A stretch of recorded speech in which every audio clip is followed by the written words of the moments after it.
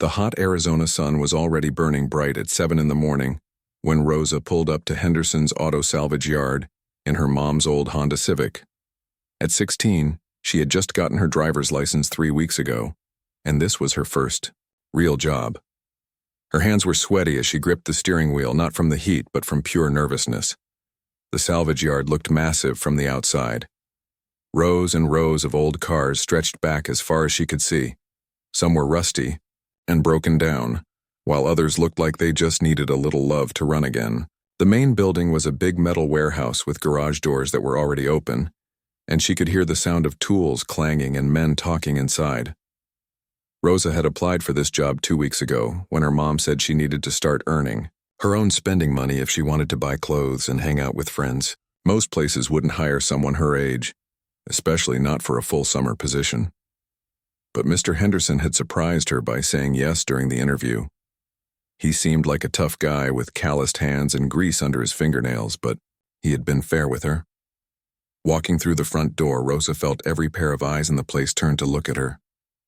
There were 5 guys working in the main garage area, all of them at least twice her age. They wore dirty coveralls and had the kind of confidence that comes from years of working with their hands. She could tell right away that they weren't sure what to make of her. "Well, look who decided to show up," called out Tony, the guy with the gray beard who seemed to be in charge when Mr. Henderson wasn't around. His voice wasn't mean, but it wasn't exactly welcoming either. "You ready to get your hands dirty, kid?" Rosa nodded and tried to look more confident than she felt. "Yes, sir. Just tell me what you need me to do." For the first week, they gave her the easy jobs: sweeping floors, organizing bolts and screws into different containers, carrying tools from one place to another. She didn't mind the simple work, but she could tell the guys were treating her like she might break if they gave her anything too challenging. During lunch breaks, they would talk about cars and engines, but they never included her in the conversation.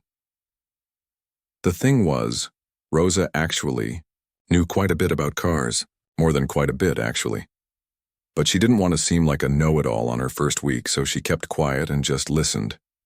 She heard them talking about carburetors and timing belts, fuel pumps and brake lines. Sometimes they would get stuck on a problem and spend 20 minutes arguing about what might be wrong with a particular car. During those moments, Rosa often knew exactly what the issue was. She could picture the engine in her mind, trace the problem through the different systems, and figure out the solution. But she bit her tongue and kept working. She was the new kid, the youngest person there by far, and the only girl. She didn't want to rock the boat. By the second week, Rosa had settled into a routine. She would arrive early, before the guys started their coffee and complained about their backs hurting. She would organize the tool area, sweep up any mess from the day before, and get everything ready for the real mechanics to start their work. They seemed to appreciate that she was reliable and didn't need constant supervision. The yard specialized in fixing up old cars from the 1960s and 1970s. Rich collectors would bring in their project cars, or sometimes Mr. Henderson would buy a classic car that had been sitting in someone's garage for decades. The guys took pride in bringing these old beauties back to life. Rosa loved watching them work, seeing how they would take something that looked completely hopeless and slowly nurse it back to health. There was something almost magical about the process.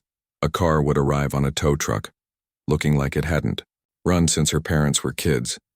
The paint would be faded, the tires flat, and weeds might even be growing through the floorboards. But the guys would see past all that. They would pop the hood, listen to Mr. Henderson explain what the owner wanted, and then get to work. Eddie was probably the best mechanic in the shop. He had been working on cars since he was Rosa's age, and he could diagnose problems just by listening to how an engine sounded. When a car wouldn't start, Eddie would stand there with his eyes closed, listening to every click and whir, and then announce exactly what was wrong. He was right probably 90% of the time. Dave was the electrical specialist. Whenever a car had problems with its lights, radio, or anything that ran on electricity, Dave was the guy they called over. He had this amazing ability to trace wires through the most complicated systems and find the one tiny connection that was causing all the trouble. Rosa had watched him spend 3 hours tracking down a short circuit that was making a car's horn honk randomly, and when he finally found it, it was just one wire that had gotten pinched behind the dashboard. Rick was the youngest of the regular guys, probably in his early 30s, and he was really good with transmissions and rear ends. Those were the parts of the car that most people never thought about. But when they broke, the car wasn't going anywhere. Rick could take apart a transmission that had thousands of tiny parts, spread them out on a workbench, fix whatever was wrong, and put it all back together so it worked like new. Then there was Bobby, who was the paint and body guy. After the mechanical work was done, Bobby would take over and make the car look beautiful again. He could take a car that was covered in rust and dents and make it look like it just rolled off the showroom floor in 1969. Rosa loved watching him work because it was like watching an artist. He would spend days just preparing the surface, sanding and filling and sanding some more before he ever picked up a spray gun. All of these guys were really good at what they did, and Rosa respected their skills. But she also noticed that sometimes they would get tunnel vision. They would focus so hard on one particular problem that they would miss other issues that might be connected, or they would assume that because something usually broke in a certain way, that must be what was wrong this time too. Rosa had learned to approach problems differently. She had been taught to look at the whole system, to understand how all the parts worked together and to never assume anything until she had checked it herself. But she kept this knowledge to herself, figuring that nobody wanted advice from a 16-year-old girl who was supposed to be learning from them. The morning that changed everything started like any other Tuesday in July. The temperature was already climbing toward another 100-degree day, and the guys were moving a little slower than usual. Rosa had arrived early and was organizing the tool cabinet when she heard the rumble of a big truck pulling into the yard. Looking out the window, she saw a flatbed tow truck backing up to the main garage door. On the back of the truck was something that made her heart skip a beat. It was a 1967 Mustang Fastback, and even from a distance she could tell it was something special. The body style was absolutely perfect, with those aggressive lines and that long hood that made it look fast even when it wasn't moving. But as the truck got closer, Rosa could also see that this particular Mustang had seen better days. Much better days. The paint was completely faded, more gray than whatever color it had been originally. There were rust spots around the wheel wells, and the tires were so flat they had probably been that way for years. When the truck driver started to unload it, Rosa could see that the interior was in rough shape too, with cracked vinyl and a steering wheel that had seen decades of wear. Mr. Henderson came out of his office to supervise the unloading, and pretty soon all the guys had gathered around to get their first look at the new project. Rosa hung back a little, not wanting to get in the way, but she was just as curious as everyone else. Owner says it's been sitting in his grandfather's barn since 1993, Mr. Henderson was explaining to the crew. Hasn't been started in over 30 years. He wants us to get it running and driving, but he doesn't want a full restoration. Just wants to be able to take it to car shows and cruise around town on weekends. Eddie walked around the car, checking out the body and looking through the windows. Doesn't look too bad considering. Body's solid, just needs some attention. What's under the hood? Mr. Henderson shrugged. Supposed to be the original 289 V8. Owner doesn't know much about it. Says his grandfather was the type who took good care of his cars, but 30 years is 30 years. Dave was already opening the hood, and Rosa could hear him whistle low under his breath. Well, this is going to be interesting, he said. Rosa couldn't help herself. She moved closer to get a look at the engine bay, and what she saw made her understand Dave's reaction. Everything under the hood was covered in a thick layer of dust and grime. The engine block was there, and it looked solid, but there were spider webs connecting the air cleaner to the valve covers, and she could see places where small animals had probably made nests over the years. Think she'll fire up? Rick asked, already knowing the answer. Eddie was checking the oil dipstick, which came out completely dry. Not a chance. This thing is going to need some serious work before we even think about turning the key. For the next hour, the guys poked and prodded at the Mustang, making their diagnoses and discussing what it would take to bring it back to life. The oil needed to be changed, obviously, The fuel system would have to be completely cleaned out because gasoline turns to varnish after sitting for decades. The battery was long dead, and all the belts and hoses had deteriorated to the point where they would need to be replaced. But there were bigger problems too. When Eddie tried to turn the engine over by hand, using a big wrench on the crankshaft bolt, nothing happened. The engine was completely seized, which meant the pistons were stuck in the cylinders. That could be a relatively easy fix if it was just from sitting so long, or it could mean the engine needed to be completely rebuilt.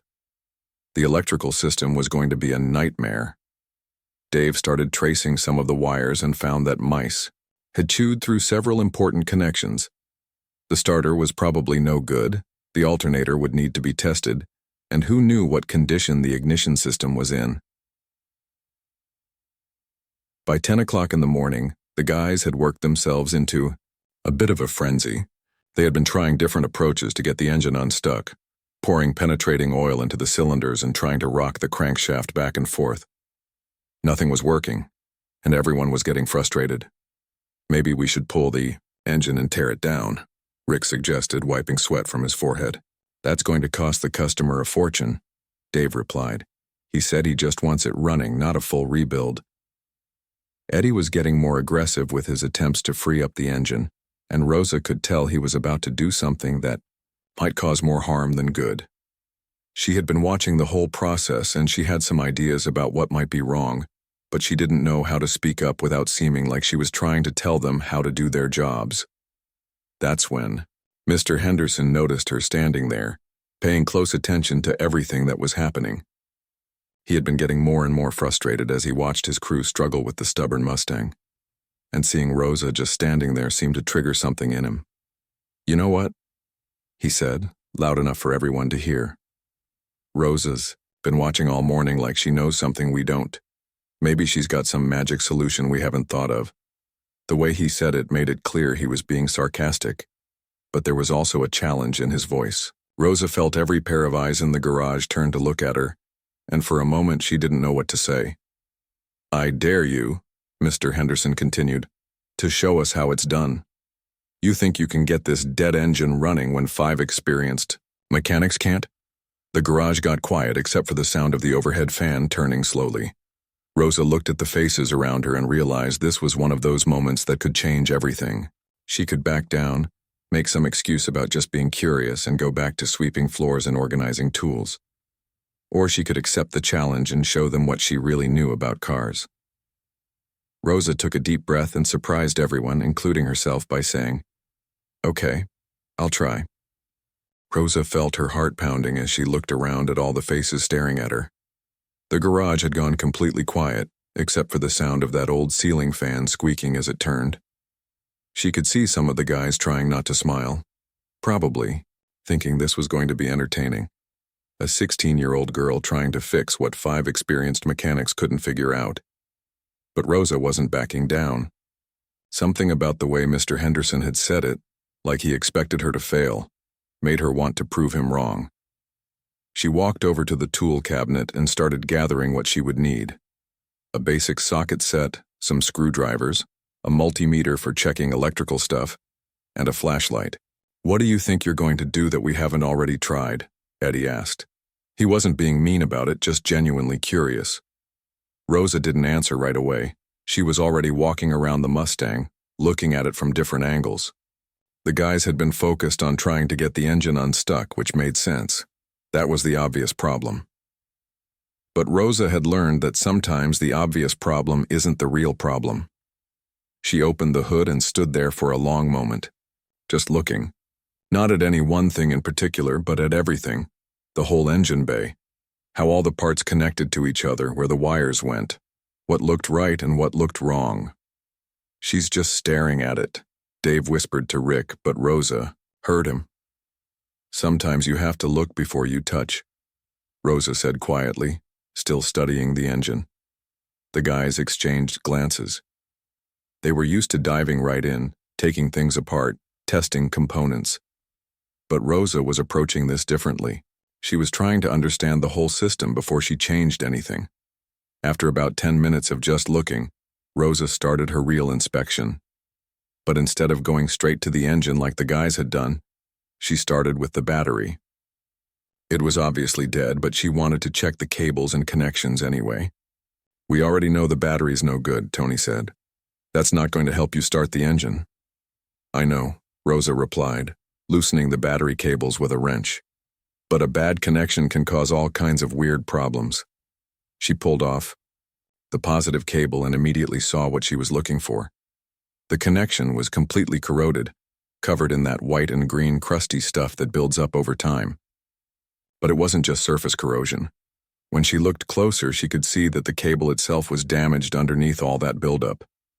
Look at this, she said, holding up the cable so everyone could see. Eddie leaned in for a closer look.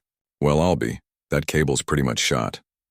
This is probably why you guys were having trouble getting any electrical response, Rosa explained. Even with a good battery, electricity can't flow through this mess. She moved to the negative cable and found the same problem. Both battery cables would need to be replaced, but that wasn't the interesting part. The interesting part was what this told her about the rest of the electrical system. If the battery cables are this bad, Rosa said, more to herself than to the guys, what do you think the rest of wiring looks like? She got down on her knees and started tracing the main electrical wires from the battery toward the starter and alternator. Sure enough, she found more problems. Wires that had been chewed by mice. Connections that were so corroded they weren't making contact anymore. A ground wire that had actually broken completely in half but was still hanging there, making it look like it was connected. Holy cow, Dave said, watching Rosa work. I checked some of the electrical, but I didn't go this deep into it. Rosa kept working methodically, following each wire to see where it went and what condition it was in. She found that the main ground strap from the engine to the frame was barely hanging on by a few strands of wire. That would explain why the guys hadn't been able to get any response when they tried to jumpstart the car earlier. You know what I think happened here? Rosa said, sitting back on her heels and wiping her hands on a rag. This car has been sitting in that barn for 30 years, right? And barns are full of mice and rats. They probably chewed on these wires for decades. Plus, all the moisture from sitting outside under that roof probably made the corrosion 10 times worse. The guys were starting to pay attention now. This wasn't just a teenager playing around with tools. Rosa was explaining her thinking, showing them problems they had missed, and it all made sense. So you think the electrical problems are keeping the engine from turning over? Rick asked. Maybe, Rosa said. But there's something else I want to check first. She walked around to the driver's side of the car and got down on the ground so she could look up at the underside of the engine. She took her flashlight and started examining the starter motor, which was bolted to the bottom of the engine block. What are you looking for? Mr. Henderson asked. He had been quiet for the last 20 minutes just watching Rosa work. Well, Rosa said, her voice a little muffled because she was lying on her back under the car. Everyone's been assuming that the engine is seized up, right? That the pistons are stuck in the cylinders and that's why it won't turn over. That's what it seems like, Eddie said. But what if the engine isn't actually seized? Rosa said, sliding out from under the car. What if the problem is that the starter can't engage with the flywheel? She stood up and dusted off her clothes. I was looking at the starter down there and I think it might be stuck. Not the engine, just the starter. This was a completely different way of thinking about the problem. The guys had been focused on the engine being locked up, but Rosa was suggesting that maybe the engine was fine and the starting system was what wasn't working. How do we test that? Dave asked. Rosa thought for a moment. Well, we could try to turn the engine over by hand, but instead of using the crankshaft bolt from the front, we could try turning the flywheel from the back. She grabbed a long screwdriver and a flashlight and got back under the car. There was a small inspection cover on the transmission that gave access to the flywheel, which was basically a big heavy wheel that connected the engine to the transmission. Can somebody give me a socket wrench that fits the flywheel bolts? Rosa called. Out from under the car. Eddie handed her the right tool and Rosa went to work. After a few minutes of struggling, she called out, "It's moving! The flywheel is turning!" The guys looked at each other with surprised expressions. Are you serious? Tony asked. Rosa slid out from under the car with a big smile on her face. The engine isn't seized at all.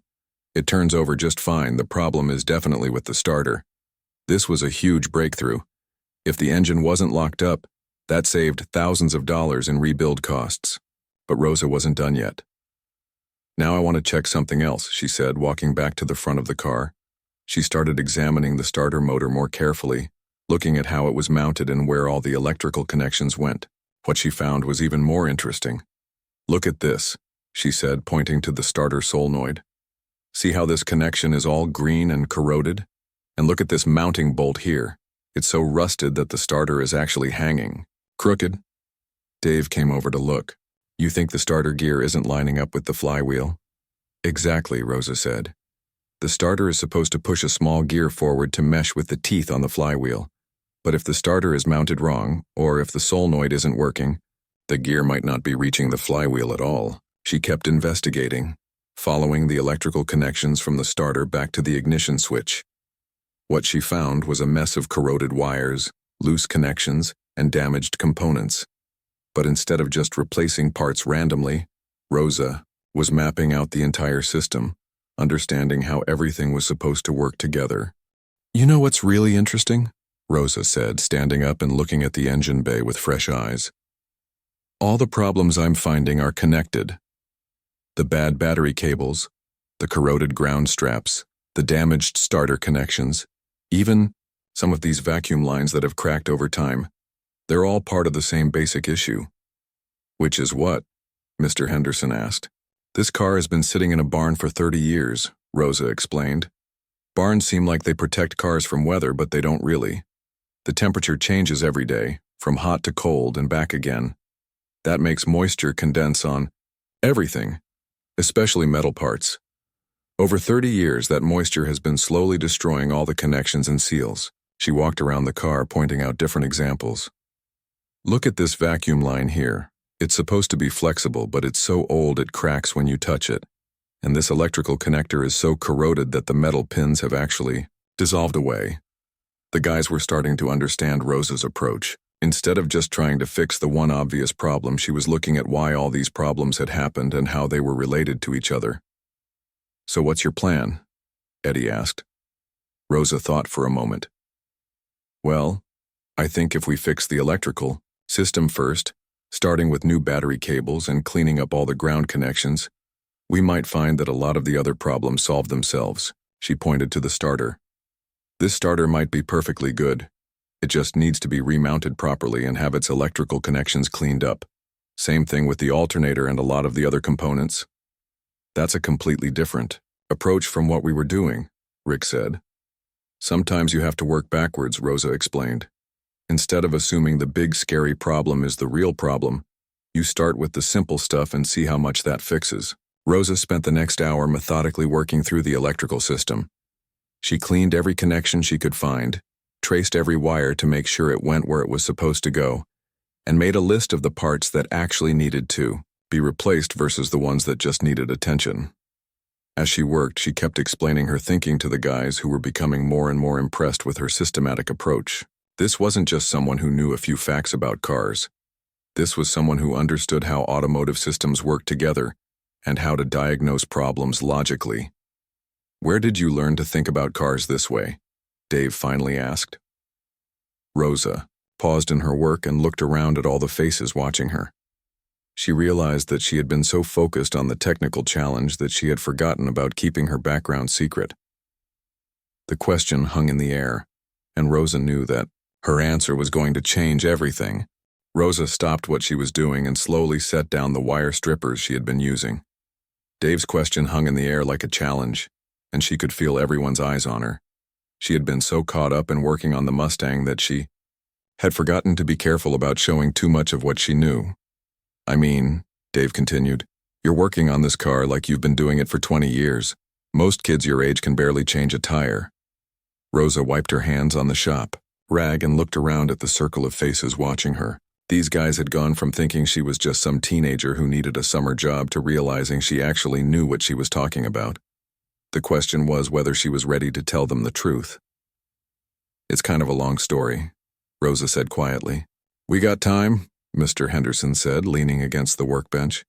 "This car isn't going anywhere until we figure out what you're doing that we missed." Rosa took a deep breath. She hadn't talked about this stuff with anyone in a long time, and it wasn't easy. But looking at these guys, seeing the genuine curiosity and respect in their faces, she realized maybe it was time. My dad was a mechanic, she said simply. Was? Eddie asked gently. He died 2 years ago. Cancer. Rosa's voice got quiet when she said it, but she kept going. His name was Miguel Rodriguez.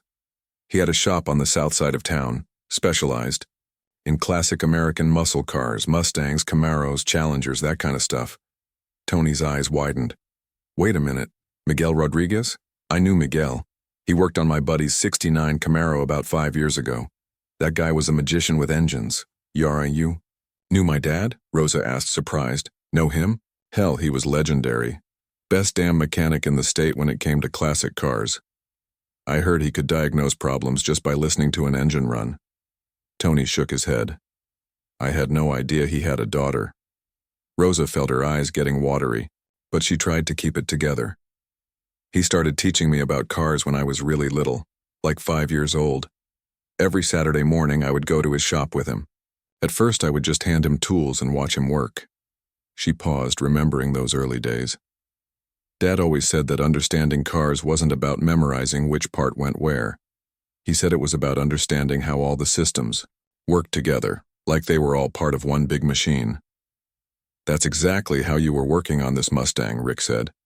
Looking at everything as connected systems instead of individual problems. Yeah, that's how he taught me, Rosa continued. He would give me broken things to figure out. Not just car parts, but radios, lawnmowers, anything with moving parts. He would say, Rosa, don't just look at what's broken. Figure out why it broke and what else might be affected. Dave was nodding along. That's old school mechanical thinking. Most people today just replace parts until something works. Rosa smiled a little. Dad used to get so frustrated with that approach, he would say. Anyone can throw money at a problem. A real mechanic figures out the root cause and fixes it right the first time. She walked over to the Mustang and put her hand on the fender. By the time I was 10, I could do a complete tune-up by myself. Oil change, spark plugs, air filter, the whole thing. Dad would sit in his chair and give me instructions, but I was doing all the work. What about more complicated stuff? Eddie asked. Well, that came later. When I was 12, Dad started teaching me about electrical systems. That was the hardest part for me to understand at first. You can see mechanical problems, but electrical problems are invisible. Rosa pointed to the wiring harness she had been working on. Dad taught me to think of electrical systems like water flowing through pipes. The battery is like a water tank, the wires are like pipes, and the electrical components are like faucets and appliances that use the water. That's actually a great way to explain it, Dave said. It helped me understand why a bad ground connection could cause so many different problems, Rosa continued. It's like having a clogged drain in your house. The water still comes in, but it can't flow out properly, so everything backs up. She kept talking, and the guys could hear the passion in her voice. This wasn't just something she had learned in school or read in a book. This was knowledge that had been passed down from father to daughter, refined through years of working together on real problems. By the time I was 14, Dad was letting me work on customer cars. Real cars, not just practice projects. He would still supervise everything, but I was doing rebuilds on transmissions, replacing timing chains, even doing some engine swaps. Mr. Henderson whistled low. That's serious work for a 14-year-old. Dad was a good teacher, but he was also really careful about safety. He made me learn every safety rule before he would let me touch anything dangerous. And he never let me work on something unless I could explain to him exactly what I was doing and why. Rosa's voice started to get emotional again. The last project we worked on together was a 1968 Mustang GT 350. Same generation as this one, but in much better shape. The owner wanted a complete frame-off restoration, which means you take everything apart down to the bare metal and rebuild it from scratch. Those are big jobs, Tony said. Takes months to do it right. We worked on that car for almost a year, Rosa said. Every weekend, every holiday, whenever I wasn't in school. Dad was already getting sick by then, but he didn't tell me. He just said he was tired and needed me to do more of the physical work. The garage had gotten very quiet. Even the sounds from outside seemed muted. We finished that Mustang 3 weeks before Dad went into the hospital for the last time, Rosa continued. When we fired it up for the first time, it was perfect. The engine ran so smooth you could balance a coin on the air cleaner while it was idling. She paused and wiped her eyes with the back of her hand. Dad looked at me and said, "Rosa, you don't need me anymore. You understand cars better than most mechanics who have been doing this for 20 years. But you stopped working on cars after he died?" Eddie asked gently. Rosa nodded. I couldn't handle it. Every time I smelled motor oil or heard the sound of an air wrench, it reminded me of him. My mom tried to get me to keep using his tools, said it would help me feel closer to him. But it just hurt too much. So what changed? Rick asked. Rosa looked around at all of them. Honestly, you guys. Working here for the past couple weeks, watching you solve problems and bring old cars back to life, it started to feel familiar again. Good familiar, not sad familiar. She walked back over to the Mustang's engine bay. When Mr. Henderson dared me to work on this car, something just clicked. It was like my dad was there with me, guiding my hands and reminding me of everything he taught me. That's why you approached it so differently than we did, Dave said. You were using your dad's methods. Yeah. Dad always said that when you're stuck on a problem, start with the basics and work your way up. Check the simple stuff first, because sometimes the simple stuff is what's causing the complicated problems. Rosa picked up her tools again. He also taught me that every car has a story. This Mustang has been sitting in a barn for 30 years, right? That tells you a lot about what kinds of problems you're going to find. Moisture, rodents, corrosion, seals drying out. If you understand the story, you can predict the problems. Mr.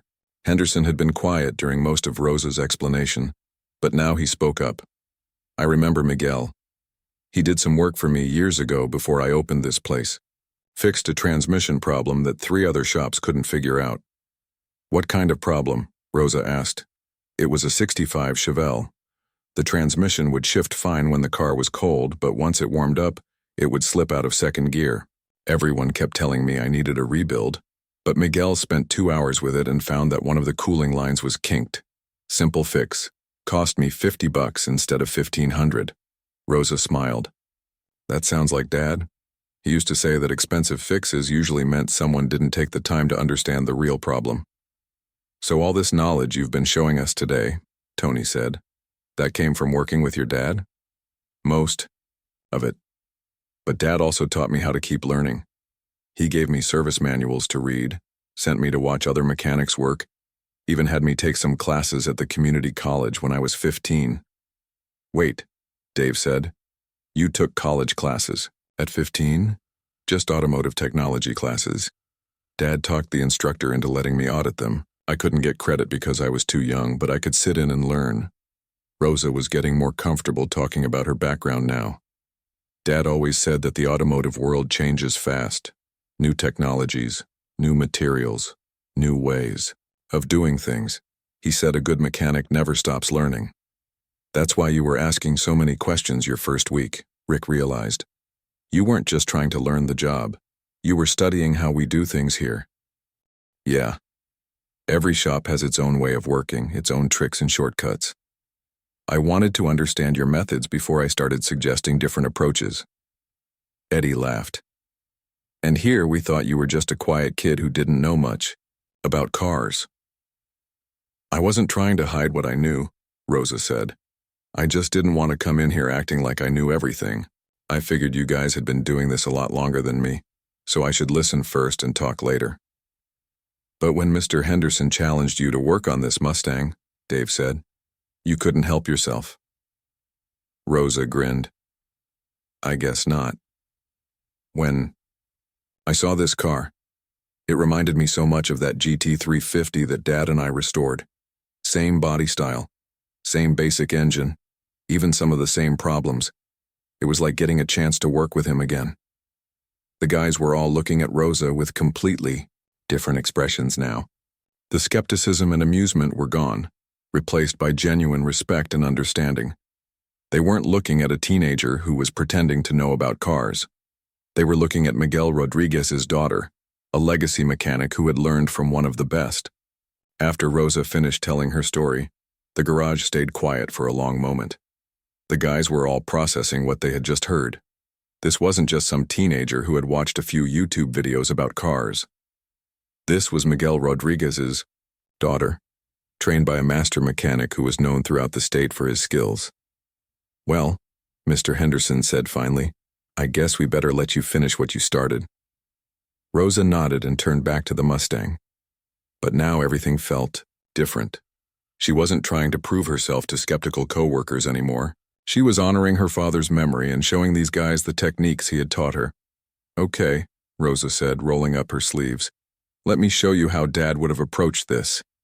She had already identified most of the electrical problems during her systematic inspection. Now it was time to fix them in the right order. Rosa had learned from her father that the sequence of repairs was just as important as the repairs themselves. "First thing we need to do is establish a good electrical foundation," Rosa explained as she worked. "Dad always said that trying to diagnose electrical problems with bad connections is like trying to tune a radio in a thunderstorm." She started with the battery cables, removing them completely and taking them to the parts washer to clean off 30 years of corrosion. While they were soaking, she began cleaning the battery terminals with a wire brush until they looked like new metal again.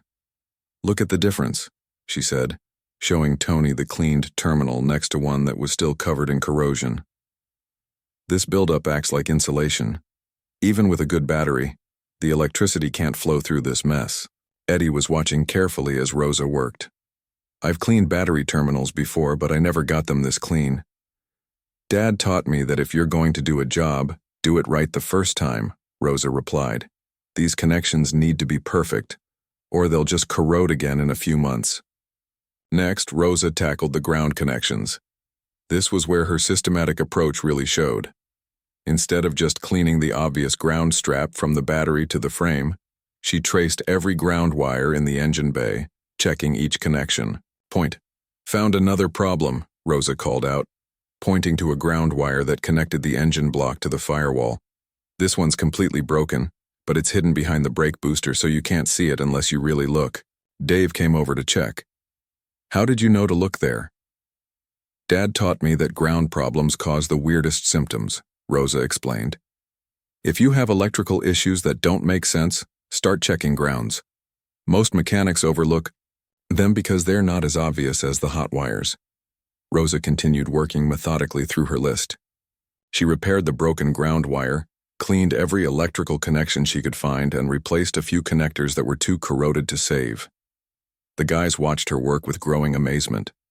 Her approach was so different from their usual method of replacing parts until something worked.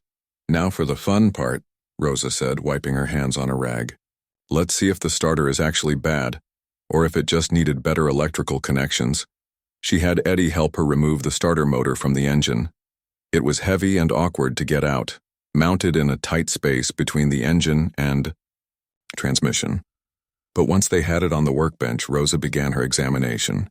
"Dad taught me a trick for testing starters," she said, connecting jumper cables directly to the starter motor. "Instead of trying to test it while it's mounted on the engine, you test it by itself first." She connected the positive cable to the starter's main terminal and touched the negative cable to the starter housing. The starter motor spun immediately, turning fast and smooth. "Well, I'll be damned," Rick said. "The starter's fine. But wait, there's more," Rosa said with a grin. She pointed to the starter solenoid, the small cylindrical part mounted on top of the starter motor. "This is what pushes the starter gear forward to engage with the flywheel. Let's see if it's working." She rigged up another test, using the jumper cables to send power to the solenoid. There was a loud click and a small gear shot forward from the starter motor. "Solenoid works too," Rosa announced. "So the starter system is fine. The problem was just the electrical connections." Tony shook, his head in amazement. "We were about to order a new starter. That would have been $300 for nothing." Rosa reinstalled the starter motor, making sure all the connections were clean and tight. Then she moved on to the ignition system. This was more complex, involving the distributor, spark plugs, and ignition coil, but Rosa approached it with the same systematic method. Dad always said that an engine needs three things to run, Rosa explained as she worked. Fuel, air, and spark. We've been focused on the electrical problems, but now we need to make sure the engine can actually fire. She removed the spark plugs one by one, examining each one carefully. Most were fouled with old oil and carbon deposits, but they weren't damaged. A good cleaning and proper gap setting would make them work like new. These plugs probably haven't been changed since the early 1990s, Rosa said, showing the guys the date code stamped on one of them. But they're good quality plugs. Dad taught me that good parts last a long time if they're installed correctly. While Rosa worked on the ignition system, Dave was checking the fuel system. The gas tank had been drained years ago, which was good, because old gasoline turns into a varnish-like substance that can clog everything. But the fuel lines and carburetor still needed attention. "How's the fuel situation looking?" Rosa called over to Dave. "Not too bad, actually," Dave replied. "Tank is clean, fuel pump seems to work, but the carburetor is going to need a rebuild." Rosa thought about this for a moment. "Maybe, but let's try something first. Dad taught me that sometimes you can get a carburetor working just by cleaning it really well, without doing a full rebuild." She finished with the ignition system and moved over to help Dave with the carburetor. This was delicate work, requiring patience and attention to detail. Rosa removed the carburetor from the engine and carefully disassembled it on the workbench. "Look at this," she said, pointing to the inside of the carburetor bowl. "This isn't too bad. There's some varnish buildup, but the metal isn't corroded and all the gaskets are still soft." She cleaned each part carefully with carburetor cleaner and compressed air, explaining her process to the guys as she worked. "Dad taught me that most carburetor problems are just dirt and old fuel. If you clean everything really well and make sure all the passages are clear, it usually works fine." By mid-afternoon, Rosa had addressed every problem on her list. New battery cables, cleaned connections, repaired grounds, serviced ignition system, and cleaned carburetor. The Mustang looked almost exactly the same as it had that morning, but Rosa knew that everything underneath was now working properly. "Moment of truth," she said, sliding behind the steering wheel. The guys gathered around the car, and Rosa could feel the tension in the air. This had become about more than just getting an old car running. It was about proving that her father's methods worked, that systematic diagnosis was better than guesswork, and that a 16-year-old girl could solve problems that had stumped 5 experienced mechanics. Rosa turned the key. The starter engaged immediately, turning the engine over, with strong, steady cranking. After a few seconds, the engine caught and rumbled to life with a deep, throaty sound that only a V8 can make. But it didn't just start. It ran perfectly. The idle was smooth and steady, with no missing or rough running. Rosa revved the engine, gently, and it responded crisp and clean, like it had been maintained regularly instead of sitting dead for 30 years. The guys erupted in cheers and applause. Eddie was shaking his head in amazement. Dave was grinning from ear to ear, and Tony was actually laughing out loud.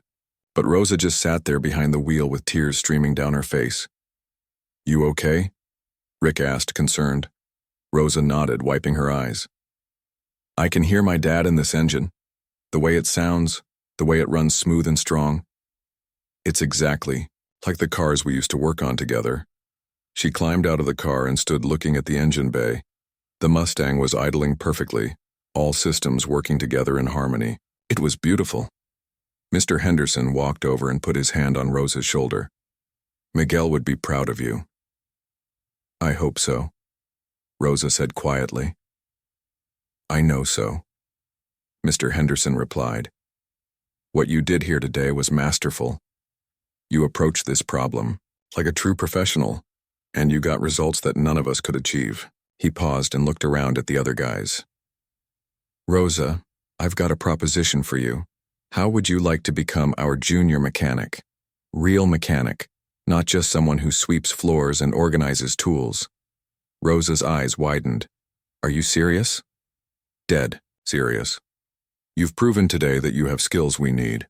More than that, you have a different way of thinking about problems that makes all of us better mechanics." Eddie nodded enthusiastically. "I'd love to learn more about your dad's diagnostic methods.